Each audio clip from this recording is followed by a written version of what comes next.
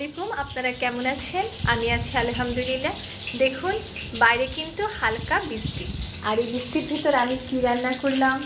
বৃষ্টির ভিতর আমি এখানে কোফতা ভাজা করছি। আমি রুই মাছের কোফতা বানিয়েছি,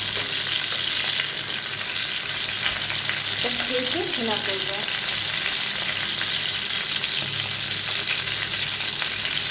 আর একটু ভালো হবে। আর এখানে দেখুন আমি কি রান্না করেছি। এখানে পুঁই শাক দিয়ে ডাল চচ্চড়ি করেছি।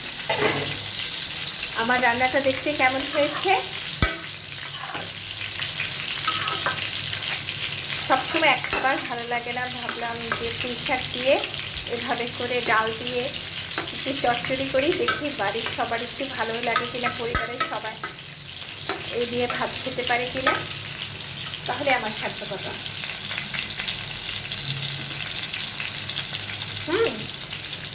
লবণ হয়েছে, সব কিছু ঠিক আছে।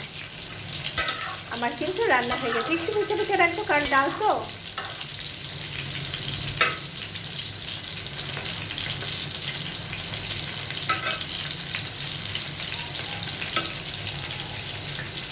আর এখানে কোফতা ভেজে সুন্দর করে ভুনা করব।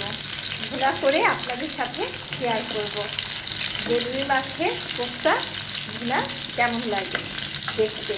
আপনাদের যদি এমন ভালো লাগে এমন খাবার, তাহলে রান্না করে খাবেন। আমার কাছে সবসময় রুই মাছ ভুনা বেগুন দিয়ে আলু দিয়ে তরকারি ভালো লাগে না। ভাবলাম আজকে এটা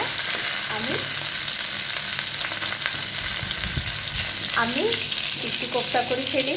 একটু কষ্ট হলেও কোফতাটা কিন্তু ছোট বড় সবাই খেতে পছন্দ করে। যারা মাছ খেতে পছন্দ করে না, কিন্তু কোফতাটা কিন্তু খেতে খুব পছন্দ করে। এই জন্য একটু কষ্ট হলেও আমি কোফতাটা করলাম, যেন পরিবারের সবাই খুশি হয়ে সুন্দর মতো খাবারটা খেতে পারে। আমার জন্য দোয়া করবেন, আমি যেন ভালো থাকি, আপনারা ভালো থাকেন। আল্লাহর কাছে আমি এটাই করি। আল্লাহ হাফিজ।